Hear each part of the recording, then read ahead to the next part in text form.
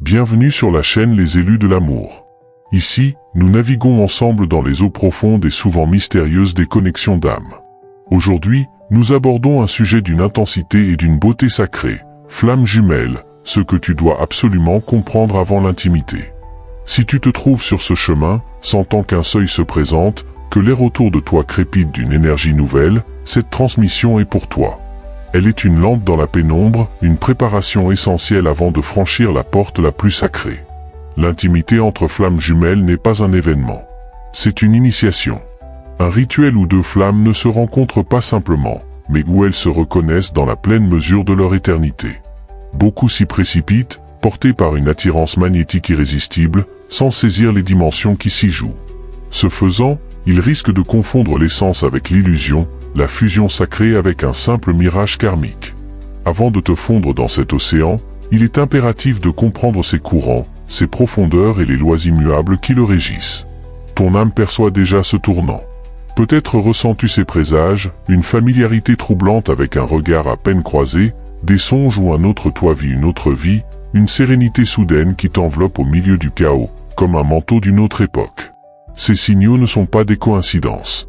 Ce sont les clés qui tournent dans la serrure de ton être, déverrouillant les salles secrètes où ta vérité et ton contrat d'âme attendent. Ce à quoi tu fais face, ce n'est pas une simple attirance romantique amplifiée. C'est l'appel de la fusion alchimique, un processus si puissant qu'il peut, s'il est abordé sans conscience, consumer les vestiges de l'ego avant que tu ne sois prêt à voir la lumière. Dans cette exploration, nous allons déplier les couches de cette intimité promise. Nous ne parlerons pas de technique, mais d'essence. Pas de scénario, mais de symbolisme sacré. Tu découvriras pourquoi le corps devient un temple uniquement lorsque l'âme en est l'architecte. Pourquoi le plaisir se transmute en plénitude seulement lorsque le cœur en est le sanctuaire. Et pourquoi cette union, avant d'être physique, est un alignement d'étoiles intérieures, une danse de constellations personnelles qui doivent se mettre en place. À la fin de ce voyage, tu ne verras plus l'intimité comme une étape, mais comme un langage. Un langage silencieux à travers lequel tes âmes, à vous deux, vont écrire le prochain chapitre de votre légende éternelle. Tu posséderas les cartes pour naviguer ces eaux, non pas avec crainte, mais avec une confiance sacrée, une clarté inébranlable et une préparation qui honore la magnitude de ce qui vous unit. Prends une inspiration profonde, âme courageuse. Nous plongeons. Imagine que tu te tiens au bord d'un lac par une nuit sans lune. La surface est un miroir parfait, si noir et si profond qu'il semble absorber la lumière des étoiles plutôt que la refléter. C'est le miroir de ton âme avant la rencontre avec ta flamme jumelle. Tout est calme, mais une attente palpable vibre dans l'air. Puis, une pierre est jetée. Pas depuis la rive où tu te trouves, mais depuis la rive opposée, invisible dans l'obscurité. L'impact ne crée pas un simple plouf. Il envoie une onde qui traverse toute l'étendue de l'eau, lente, inexorable, parfaite. Au moment où cette onde atteint tes pieds, une autre part de la tienne, venant de toi, atteint la rive d'en face. Les cercles se rencontrent, s'entrelacent et forment un motif unique, une mandarine éphémère et parfaite sur l'eau noire. Voici la première clé, l'intimité est une rencontre d'ondes, pas de corps. Avant que les peaux ne se touchent, avant que les souffles ne se mêlent, vos champs énergétiques ont déjà engagé la danse. Cette pré-intimité est l'étape la plus cruciale et la plus souvent ignorée. L'intimité physique entre flammes jumelles n'est pas le début de la connexion, c'est la célébration, la matérialisation d'une fusion qui a déjà lieu sur les plans éthériques, émotionnels et astral. Si ton cœur résonne avec cette idée que votre connexion existe déjà dans un espace invisible, laisse une trace de ton passage en commentaire et rejoins notre cercle des élus de l'amour en t'abonnant. Partage un mot, onde, si tu as déjà senti cette rencontre énergétique avant toute proximité physique. Cette fusion préalable se manifeste par des symptômes précis, des sensations de chaleur localisées, souvent au plexus solaire ou au cœur, en pensant à l'autre, des rêves partagés où vous communiquez sans mots, ou des synchronicités si précises qu'elles en deviennent des messages. Tu peux te sentir plein de sa présence dans le silence de ta chambre, ou percevoir ses émotions soudaines comme si elles étaient tiennes. Ce n'est pas de la fantaisie. C'est le réseau télépathique de votre lien qui s'initialise.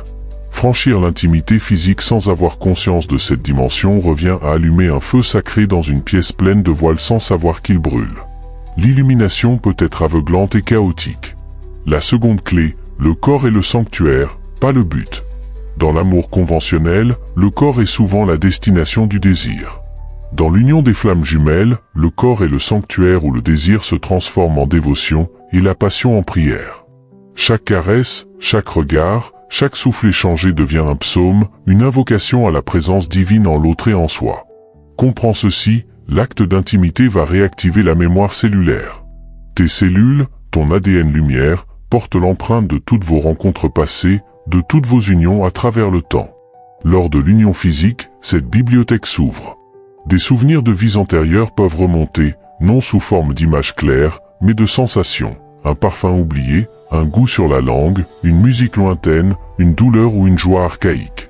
C'est pourquoi l'intimité peut être si intensément émouvante, provoquant des larmes inexplicables ou un rire libérateur. Ce n'est pas seulement toi et lui d'elle dans cette chambre. C'est la somme de toutes les versions de vous, à travers l'espace-temps, qui se retrouvent et se réconcilient dans cet instant présent. Pose-toi cette question et ressens la réponse dans ton ventre, pas dans ta tête. Quelle ancienne promesse mon corps cherche-t-il à honorer à travers cette attirance? N'analyse pas. Laisse la première impression, le premier mot, la première image venir.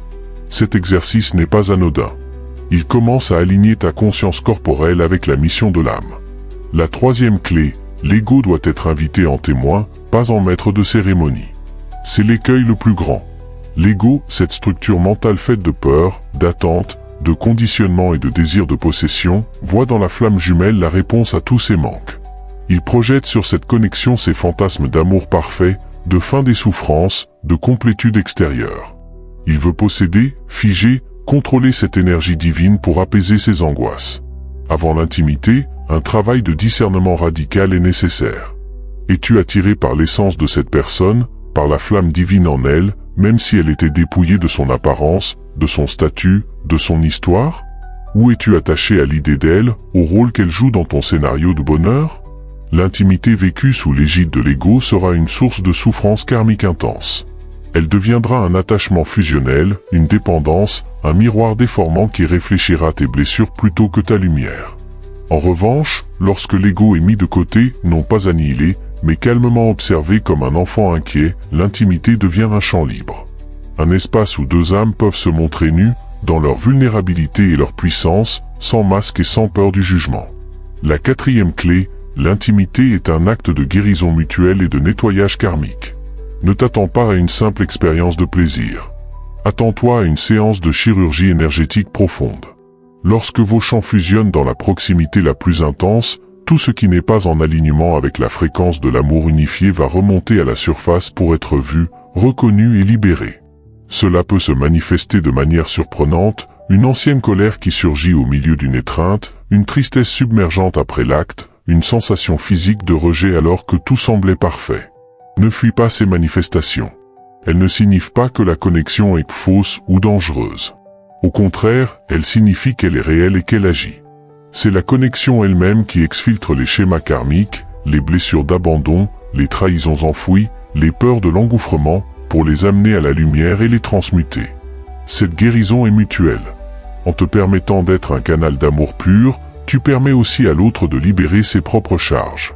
Vous devenez des miroirs bienveillants et des catalyseurs l'un pour l'autre. C'est un travail sacré. Es-tu prêt à voir tes ombres les plus profondes se révéler dans les yeux de l'être que tu chéris?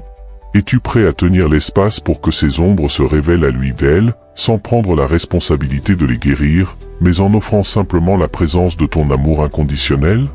La cinquième clé, le silence est le véritable langage de la fusion. Les mots, aussi beaux soient-ils, sont des outils de la dimension humaine. L'intimité des flammes jumelles vous transporte dans une dimension où le langage de l'âme règne, le silence vibratoire. C'est dans les pauses entre les baisers, dans le regard soutenu sans clignement, dans la simple pression d'une main, que la communication la plus profonde a lieu. Dans ce silence, tu peux entendre l'écho de votre chant d'âme originel. Tu peux sentir le flux de l'énergie Kundalini, non plus comme une force individuelle, mais comme un circuit fermé qui circule entre vos corps, montant de la base de ta colonne vers ta couronne, traversant l'espace pour descendre en l'autre, et remonter, créant une infinité de lumière. Cette énergie n'est pas seulement sexuelle, elle est créatrice au plus haut sang. Elle recharge vos batteries spirituelles, active de nouveaux codages d'ADN et ouvre des portails de perception. Après une telle intimité, le monde peut sembler différent. Les couleurs plus vives, les sons plus riches, l'intuition décuplée. C'est parce que votre union a temporairement élevé la vibration de tout votre être. Vous avez goûté, ne serait-ce qu'un instant, à l'état de conscience unitaire. Avant de passer à la suite, faisons une pause intégrative. Ce voyage est intense et demande de l'assimilation. Je t'invite à fermer les yeux, à poser une main sur ton cœur et à respirer 3 fois profondément. Demande à ton être, quelle est la clé, parmi celles évoquées, qui résonne le plus fort en moi en ce moment? Est-ce la préparation énergétique, le sanctuaire du corps, le témoignage de l'ego, la guérison mutuelle ou le langage du silence? Laisse ta réponse dans les commentaires avec le numéro qui correspond de 1 à 5. Ton partage crée une résonance collective et aide d'autres âmes à identifier leur propre point de focus. Tu n'es pas seul dans cette introspection. Maintenant que ces fondations sont posées, approfondissons la cartographie de cette terre sacrée. La 6e clé, l'intimité scelle, mais elle ne crée pas le lien. Il y a une pression immense, souvent intériorisée, qui pousse à croire que l'intimité physique est l'ultime preuve, le sceau définitif de la connexion des flammes jumelles. Cette croyance est un piège. Elle peut conduire à forcer les choses, à précipiter le moment par peur de perdre l'autre ou de rater l'opportunité. Souviens-toi, le lien des flammes jumelles est éternel et préexistant. Il est gravé dans la matrice de l'âme. L'intimité physique sur ce plan terrestre est un reflet, une célébration de ce lien, pas son origine. L'attendre avec la paix de savoir qu'elle viendra en son divin timing, lorsque les 2 âmes seront alignées, guéries des blessures majeures et prêtes à en assumer les conséquences énergétiques, est la marque d'une maturité spirituelle profonde.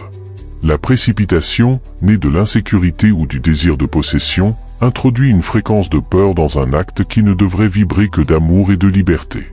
Elle peut créer des attachements karmiques supplémentaires au lieu de les dissoudre. Apprends à distinguer l'appel de l'âme, qui est patient et sûr, de l'urgence de l'ego, qui est anxieuse et avide. La 7e clé, après la fusion, vient l'intégration, la phase la plus importante. Beaucoup se focalisent sur l'acte en lui-même, comme un sommet à atteindre. En vérité, le vrai travail commence après. L'intimité des flammes jumelles est un puissant accélérateur vibratoire. Elle ouvre des canaux, active des mémoires, libère des émotions. Dans les heures et les jours qui suivent, un processus d'intégration doit avoir lieu. Cette phase peut inclure un besoin de solitude sacrée. Ton être aura besoin de se recentrer, de digérer les énergies échangées, de revenir à ton propre pôle. Une sensibilité extrême, tu peux être plus vulnérable, plus ému, plus connecté à la souffrance du monde ou à l'inverse, inondé d'une joie inexplicable.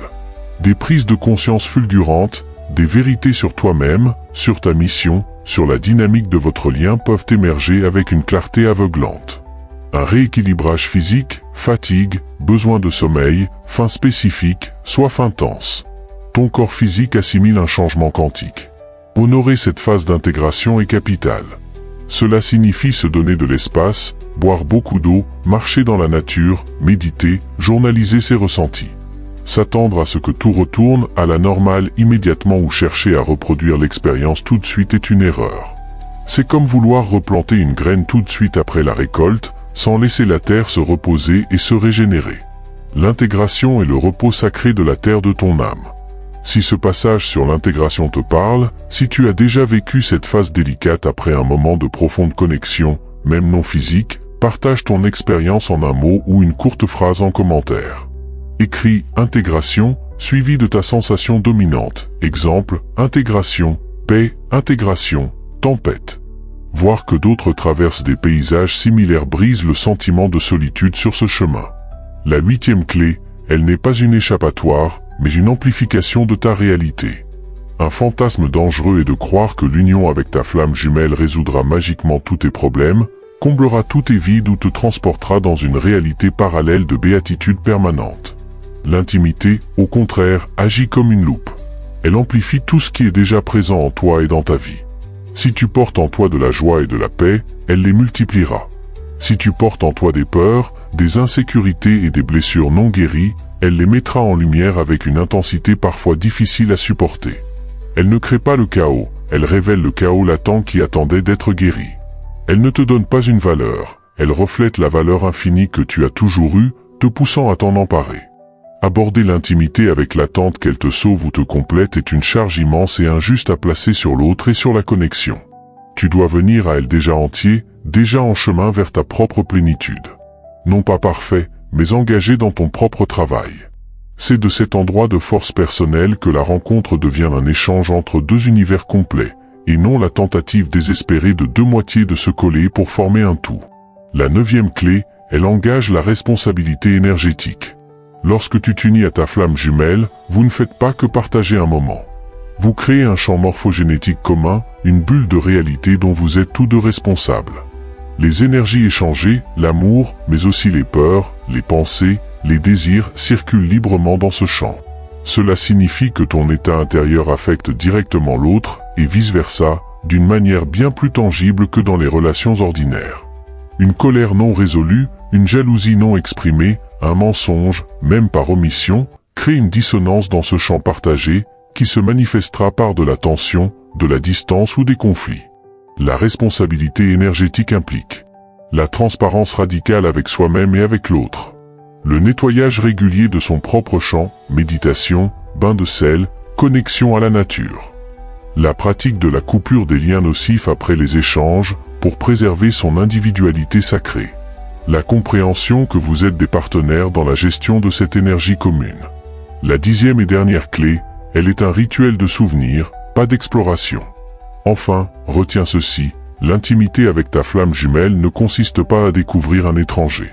Elle consiste à te souvenir de l'être le plus familier de ton univers. Chaque geste, chaque soupir, chaque frisson est une réminiscence. Ah, oui, c'est ainsi. Je me souviens. Cette mémoire n'est pas mentale. Elle est cellulaire, atomique. Elle te rappelle ton origine divine, ta nature d'être de lumière incarnée. Elle te rappelle que l'amour n'est pas une émotion que tu ressens, mais un état d'être que tu es. L'autre n'est qu'un miroir si parfait qu'il te permet de voir cette vérité en toi-même.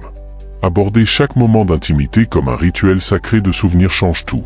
Il n'y a plus de performance, plus d'attente, plus de peur de mal faire. Il n'y a que la grâce de se reconnaître, encore et encore, à travers les voiles de l'incarnation. Âme bien-aimée, si tu es arrivé jusqu'ici, c'est que ton être est sérieux dans sa quête. Tu n'es pas à la recherche d'une simple aventure, mais d'une consécration. Résumons le chemin en une seule vérité centrale. L'intimité entre flammes jumelles est l'art de faire l'amour à la présence divine à travers l'autre. C'est un acte de culte, de guérison et de création si puissant qu'il mérite le plus grand respect, la plus grande préparation et la plus grande humilité. Avant de franchir ce seuil, demande-toi, suis-je en paix avec moi-même, capable de me sentir entier même seul? Suis-je prêt à voir mes ombres les plus sombres sans m'effondrer ou les projeter sur l'autre? Est-ce que j'honore cette connexion assez pour ne pas la forcer et pour respecter son timing divin? Suis-je prêt à assumer la responsabilité énergétique de ce que nous allons co-créer? Si ton cœur répond oui à ces questions, non pas avec arrogance, mais avec une confiance tranquille, alors tu es prêt. Prêt à vivre une expérience qui transcende le plaisir pour toucher à l'extase spirituelle, qui transcende la rencontre pour toucher à la réunion éternelle. Pour ancrer cette transmission dans ton être, je t'invite à un dernier exercice. Ferme les yeux. Visualise une rose dorée au centre de ton cœur. Avec chaque inspiration, imagine que cette rose s'illumine, diffusant une douce chaleur dans tout ton corps. Avec chaque expiration, dis-toi silencieusement, je suis un sanctuaire. Mon amour est pur. Ma connexion est sacrée. Je suis prêt, point. Répète cette respiration consciente autant de fois que nécessaire. Et maintenant, chère âme, la parole est à toi. Cette vidéo n'est qu'un début de dialogue. Quelle phrase, quel concept t'a le plus parlé, le plus remué intérieurement? As-tu une question brûlante sur ce sujet que nous n'avons pas abordé? Si tu devais résumer ton état d'esprit actuel face à cette intimité promise en un seul symbole, une porte, un océan, une flamme, une graine, lequel serait ce? Partage tes réponses, tes symboles, tes réflexions dans les commentaires ci-dessous. Ton partage n'est pas seulement une expression, c'est un ancrage pour toi et une lumière pour tous ceux qui lisent et se sentent seuls dans cette quête. Ensemble, nous formons le cercle des élus de l'amour, des âmes courageuses qui choisissent de vivre l'amour non comme un besoin, mais comme un art sacré. Si cette profonde plongée a éclairé ton chemin, soutiens notre chaîne en t'abonnant et en partageant cette vidéo avec ceux dont le cœur est aussi en éveil. Chaque partage est une invitation lancée à une âme sœur pour qu'elle retrouve son foyer intérieur. Avant de nous quitter, porte ceci avec toi, tu n'es pas en train de préparer une rencontre. Tu es en train de polir le miroir de ton âme pour qu'au moment de la reconnaissance, il n'y ait aucune distorsion, seulement le reflet parfait de l'amour que vous êtes et avez toujours été. Marche avec grâce, avec courage et avec une patience emplie de foi. L'union ne se construit pas, elle se révèle. Et chaque pas que tu fais dans la conscience et l'amour de toi-même est un pas fait vers cette révélation. À très vite, sur le chemin. Avec tout mon amour.